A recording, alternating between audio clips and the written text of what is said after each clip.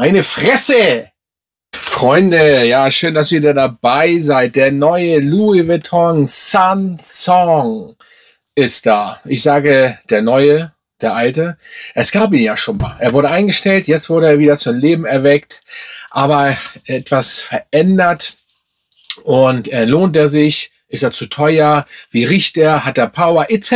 pp. Das werde ich euch heute mal erläutern. Wir fangen mal gleich mit der OVP an. Übrigens, mein Name ist Dennis, a.k.a. Fragrance Dog aus Hamburg. So, hier. Sun Song von Louis Vuitton. OVP, ja, ist hübsch gemacht hier wie die Sonne. Allerdings ist natürlich klar, Pappe, Plastik, könnte man eventuell für den Preis von 300 Euro auch ein bisschen verändern, aber sonst ist es schon schick. Dann kriegt ihr natürlich eine schöne große Kiste immer mit von Louis Vuitton etc. pp. Und so weiter und so fort. Hier ist auch noch mal eine OVP rum. Und jetzt kommen wir zum Flakon. Da ist er. Das zeige ich euch mal vernünftig. Da haben wir ihn.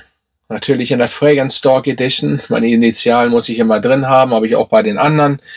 Ja, die alte Version sah so aus, habe ich eingeblendet, war gelb, jetzt ist es orange-gelb. Ja, sonst ist eigentlich alles bei den alten, Magnetverschluss etc. pp. Schöne Flakons, wie ich immer so schön sage, also gefallen mir, sind schlicht, aber irgendwie elegant. Und das finde ich dann doch sehr cool. Ja, dann kommen wir aber mal zum wichtigen Teil, und zwar den Duft. Ja, der Duft ist, ja, wie soll ich sagen, also, ja, sommerlich. Ja, sommerlich, spritzig und schön. Ihr müsst natürlich auch, wer den schon kennt, mal in die Kommentare schreiben, was ihr von ihnen haltet. Und ich werde ja gleich mal so erwähnen, ob er auch Ähnlichkeiten zu anderen hat. Und da möchte ich gern von euch mal wissen, was ihr davon haltet, weil jede Nase das ja manchmal so ein bisschen anders aufnimmt. So, zum Duft natürlich, ja klar. Es ist ein sehr, sehr schöner, frischer Sommerduft. Also perfekt bei 30 Grad etc. pp. So, da könnt ihr ihn auf jeden Fall sehr gut benutzen.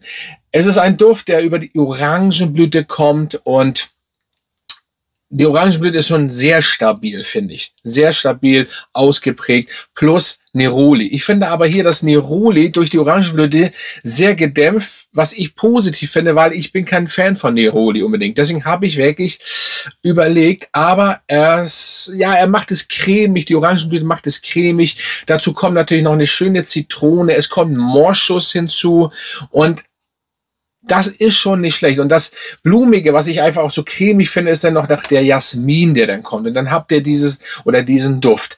Und das macht das natürlich sehr, sehr schick, sinnlich, verführerisch, sommerlich. So müsst ihr euch diesen Duft vorstellen. Und gleich mal vorweg, man kann den sehr gut mit diesem Duft, aber irgendwie kann man alles sehr gut mit Afternoon Swim layern. Also wenn ihr das mal macht, das ist schon geil, stabil. Plus vielleicht auch hier Imagination natürlich auch. Ihr könnt das wirklich ganz gut machen. Oder hier noch andere von Louis Vuitton. Oder meinetwegen auch andere Düfte. Ja, es gibt eigentlich gar nicht so viel zu erwähnen von diesem Duft.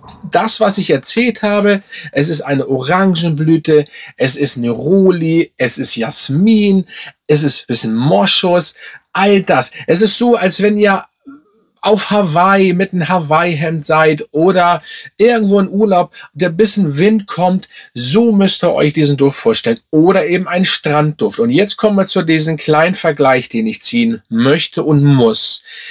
Ich finde, das ist der Minuspunkt in meinen Augen. Ich finde dass er einigermaßen oder schon ein bisschen mehr Ähnlichkeiten hat mit den On the Beach hat. Schreibt mal bitte in die Kommentare, ob das auch für eure Nase so ist.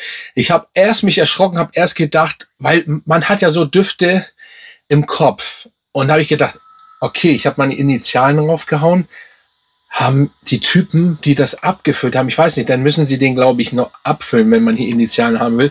Ich weiß nicht, ob das denn schon allgemein mit Juice drin befüllt ist.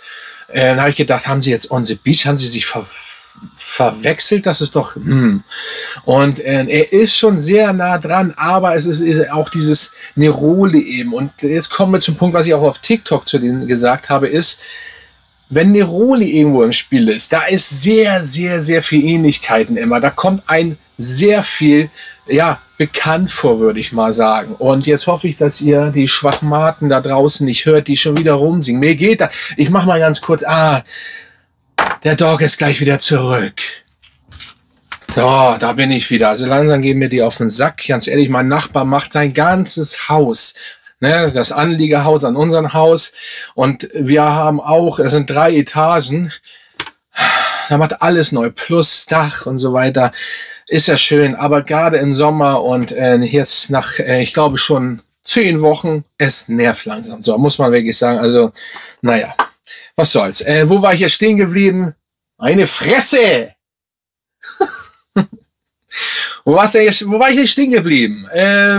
Wenn Neroli ins Spiel ist, glaube ich, ne? Wenn Neroli ins Spiel ist, dann dann kommt ein Duft immer sehr, sehr ähnlich vor. Im Endeffekt hat er auch minimal Ähnlichkeiten zu der Pride Edition von Limahl, glaube ich, aber die ist mit Kaugummi verfeinert und so. Ist dann, wenn man das 1:1 testet, wirklich doch noch ein großer Unterschied, aber nur so ein bisschen Background. So müsst ihr euch den Duft vorstellen. Da habe ich echt gedacht, das soll jetzt der Sun Song sein. Jetzt kommen wir zu der alten Version. Ich habe die leider, ich müsste lügen, nie gerochen. Oder wenn, dann hätte ich sie auch nicht mehr im Kopf. Aber ich glaube, der war, glaube ich, nicht cremig und hatte, ich weiß es nicht genau. Wer die alte Version kennt, schreibt mal bitte unter, also habt ihr den Vergleich oder wie der gerochen hat. Selbst wenn ihr die neue nicht kennt, wie hat der gerochen so ungefähr? Könnt ihr ja mal unterschreiben. Es ist so ein bisschen, wollt ihr einen Louis Vuitton Neroli Duft haben, der so wie der Tom Ford, wie heißt der? Der Neroli Tom Ford. Ich komme jetzt überhaupt nicht Tom Ford, den habe ich lange nicht mehr. Ich war früher, hätte ich das sofort, weil Tom Ford, ne? Aber lange ist her. Hier, ich werde ihn mal einblenden. So wie der, all das schwingt natürlich schon mit. Das ist das Einzige, wo ich sagen könnte, ich bin so ein bisschen enttäuscht. Sonst eigentlich nicht, weil es ist eben eine Louis Vuitton DNA noch mit bei. Es ist schön, es ist cremig. Und jetzt kommen wir zur Haltbarkeit. Die ist eben viel besser als bei den genannten. Ne?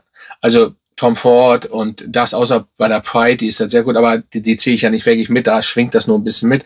Aber das ist für einen Neroli-Duft gut.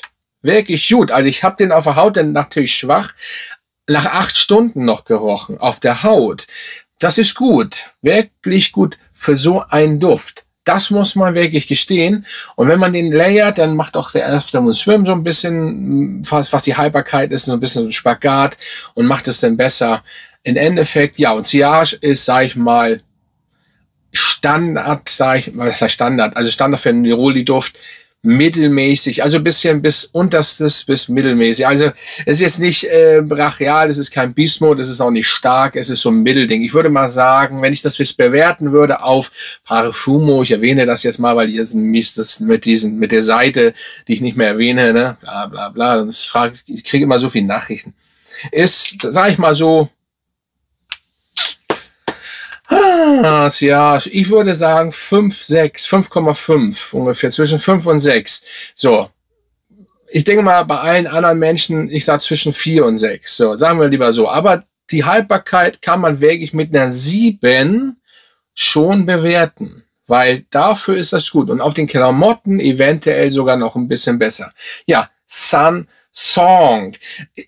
Ja, was soll ich dazu sagen? Muss ich eigentlich noch weiter was dazu sagen? Habe ich irgendwas vergessen, nachdem ich jetzt ja hier das wieder ein bisschen leiser machen musste, ne? Weil das Fenster aufgegangen ist. Heute ist ein bisschen windiger wieder in Hamburg. 21 Grad, gestern hatten wir 38.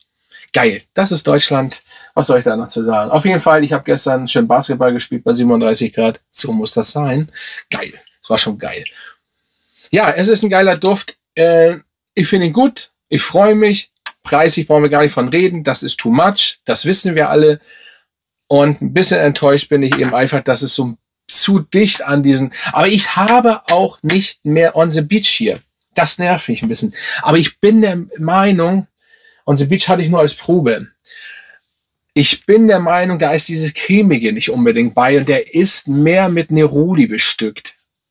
Das ist das, was ich noch im Kopf habe. Und deswegen habe ich gesagt, den On the Beach brauche ich nicht. Und dann habe ich den nicht gekauft. Das ist ja aber durch die Orangenblüte, durch dieses Jasmin feiner gemacht, besser gemacht. Das geht, obwohl ich dann irgendwann auch sage, es wäre schon cool, vielleicht doch, die noch überall sind oder halt auch On the Beach, die ganzen anderen Louis Vuitton Düfte müsste man sich eigentlich auch noch zulegen irgendwann, so entspannt. Ja, Sanson. Also wer natürlich, ich sag mal so, wer Neroli nicht mag, wer denn dieses blumige beziehungsweise so ein bisschen Jasmin-blumenartige Neroli-Düfte überhaupt nicht mag, der braucht den Duft auch nicht kaufen. Das sage ich auch so. Ich bin aber auch nun, wie gesagt, kein Neroli-Fan. Weiß ich nicht. Ich weiß es nicht. Ja, gucken wir mal, würde ich mal sagen. Also, das war's. Schreibt mal runter, kennt ihr den schon? Die alte Version, wie gesagt, wie ist die? Und dann würde ich mal sagen, bin ich raus. Und bis zum nächsten Mal, Freunde. Grüße gehen raus an meine Mitglieder. Werdet auch Mitglied, habt Bock drauf und bis zum nächsten Mal.